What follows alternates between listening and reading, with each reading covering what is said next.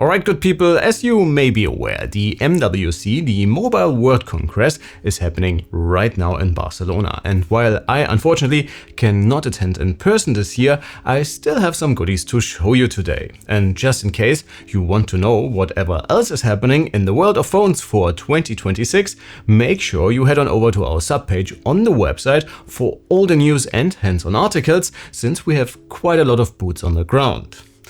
But back to what we will talk about today, and I have 3 Honor phones right here in front of me. For one, the Magic8 Pro we talked about a few times on the channel before, but since it got a special edition some of you petrol heads out there might appreciate, I thought why not walk you through an unboxing and first impressions for that one, while also providing some of our measurements for the regular model, which may still be one of the most rounded and also most affordable high-end flagships you could buy in 2026. And yes, that even holds true when comparing it to Samsung's new S26 Ultra. The highlight for today though will be the Magic V6, Honor's newest foldable, and while we may miss a truly revolutionary upgrade over the V5, or well, maybe even compared to the V3 to be honest, it's an absolutely gorgeous phone that combines unique looks with some very beefy internals, a massive battery, an awesome camera system and a great overall user experience. Oh, and there's also a laptop you do not want to miss. So how about we have a closer look at all of these devices? Let's get into it. And since it's the new addition to the family, how about we start with the foldable? And if you remember our V5 review, I'm actually a big fan of this class of devices. And especially starting with last year's model, you would barely have to accept any compromises to your regular phone, considering that these puppies offer a simply massive inner screen. Freeing the V6 from its packaging is a pretty straightforward experience, and apart from the phone of course, you get a USB-C to C cable and a pretty sleek looking case, which finally drops the adhesive outer frame and looks pretty classy with these almost rose gold toned accents. My V6 comes in a similar color, and while I wasn't sure about it at first and would have loved to see the new signature red variant Honor has teased for the launch of their newest foldable, it's really growing on me, and I think it looks pretty special without being too in your face. Once again, this one is incredibly thin, but thankfully not to a point that it feels flimsy, be it folded and used as a regular phone or when enjoying the inner panel for all of your movie watching, doom scrolling or multitasking mobile shenanigans. And speaking of durability, it seems like Honor tweaked the folding mechanism slightly, since when you open it, it almost snaps in place in a very reassuring way, and it's also incredibly straight, with a crease that is barely even noticeable anymore. It also closes very confidently with a very satisfying sound that conveys a premium feel, which it should, given that you still pay quite a premium over a regular phone. And speaking of using this as a regular phone, yes, it's a bit thicker than its regular Magic 8 counterpart, but not by that much, and according to Honor, it's apparently about on par with the iPhone 17 Pro Max, which is pretty impressive. I've been using this one since a couple of days, and once again, I'm pretty impressed with what Honor put together here. Their facial recognition, for example, works incredibly well, the phone feels insanely snappy, even when compared to other high-end flagships I have used in the past months, and the screens get very, very bright. And when looking at the spec sheet, it becomes clear where all of this is coming from, since this puppy is powered by Snapdragon's fastest mobile SoC, the 8 Elite Gen 5, and apparently the outer screen can reach up to 6000 nits of HDR peak brightness, while the inner variant is still rated for up to 5000 nits. We will of course test all of this for our detailed review, and while these are just numbers for now, you will have absolutely no problem using the V6 even in the brightest conditions, and content looks simply gorgeous. In addition to the new SoC, Honor also tweaked the battery situation, and this one comes with a massive 6660 mAh battery. For comparison, the Samsung Fold 7 has to make do with just 4400, and even the predecessor had less capacity and was already ahead of its foldable competition. And judging from my experience over the past few days, well, you will most likely not be disappointed. But make sure to leave your sub so you will not miss our full review once it's live. It seems the camera system is pretty much identical to the V5, which is a bit of a shame, but since that one was already pretty good, Yet again, don't get me wrong, I'm excited for this one, and while Honor made some pretty profound changes for the V5, I'm just not sure if it will really change your general user experience that much. And it also wasn't that long ago since they released the V5. But yeah, it seems like we have to wait and see until we have been able to properly validate this beauty.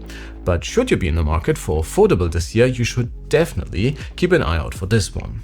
Before we are dealing with the other new phone Honor launched already, let's have a quick look at the laptop side of things, since this one right here in front of me is the all-new MagicBook 14 Pro. And if you're looking for a Panther-like laptop for this year that can do it all, do not sleep on this one. And while I only just got this, its spec sheet alone sounds simply awesome. So we are talking Intel Core Ultra 5 338H with the Arc B370. And I really can't wait to see what that one can do compared to the higher end B390 for both games and work. In addition, you get up to 32 gigs of RAM, a 1TB SSD, a super high-res 120Hz OLED reaching more than 500 nits in SDR and almost 800 nits in HDR, a sleek and exceptionally well-built chassis, a haptic touchpad, a comfortable keyboard, and a simply massive battery for almost 15 hours of battery life. But how do I know all of this already? Well, we already did our testing on the website, so please follow the links below since you do not want to miss this. This one is awesome. Alright, let's change gears to a regular phone, even though I do not know if this is really the perfect description for the Magic 8 Pro RSR, and since I've been daily driving the predecessor based on the Magic 7 Pro from last year, I'm quite excited for this one. As per usual, you get quite the elevated unboxing experience, and the new special edition will be available in 2 colors. And while I am not the biggest fan of the purple here, personally, it's definitely a unique look. And in addition to the phone itself, you get a high quality case, a braided USB cable and a 120-watt charger. And yes, you heard that right. In addition of being able to choose this one up wirelessly with up to 80 watts, you can get up to 120 wired, which is actually pretty insane and handily doubles what Samsung offers for the S26 Ultra. In terms of specs, you can get this one with up to 24 gigs of RAM and 1TB storage options, but the rest remains identical to the Magic 8 Pro. So it's the same Snapdragon 8 Elite Gen 5 we already know from the regular model, but considering the numbers from our benchmarking, that is not really a problem, and while we are still testing the S26 Ultra, it's pretty safe to say the Honor will remain one of the fastest phones you can get your hands on in 2026. The RSR also gets a massive 70 to 100 mAh battery, which was already available for its sibling in select markets. And considering what we have been able to measure for the 8 Pro's European model with a severely cut down battery capacity, well, I cannot wait to see what we can get out of this one. The 6.7-inch display is also still the same, but again, it's a really good display capable of delivering truly eye-searing brightness when enjoying HDR content, while also being incredibly practical and still easy to read in brighter environments. As is typical for Honor, you also get a bunch of eye comfort features with a very high secondary PWM frequency to mitigate any problems you might have with flickering displays.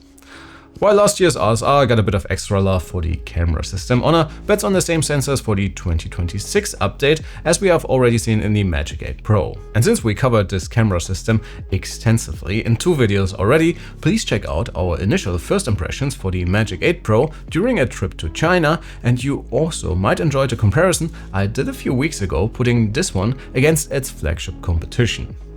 So what you get from the RSR is mainly the design, and as per usual, it's all very Porsche inspired, which makes sense given the co-branding here, and I especially like the back, which is apparently made from ceramic. And while it attracts fingerprints like crazy, it does look quite classy. You also get a slightly different shape, giving the special edition phone a very unique look, and since I like things that are a bit extra, I'm all for it.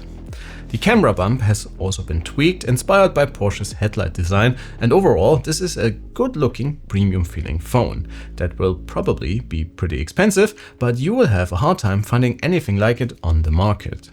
And thankfully the Magic 8 Pro exists, and with its combination of almost class-leading performance and battery life, amazing display experience and high-end camera system, it's once again one of the best all-rounders you could possibly ask for the year to come.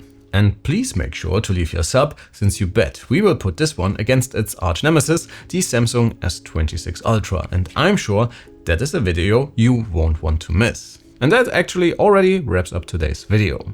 Let me know what you think about the all-new Magic V6 to take on the foldable competition. Tell me what you think about the special edition RSR, and I would also really like to know which of the current high-end phones is on your shortlist right now. Sound off below. That's it from my end for today. Thanks a ton for watching. My name is Alex. You have been absolutely fantastic, and I cannot wait to see you all in the next one. Take care.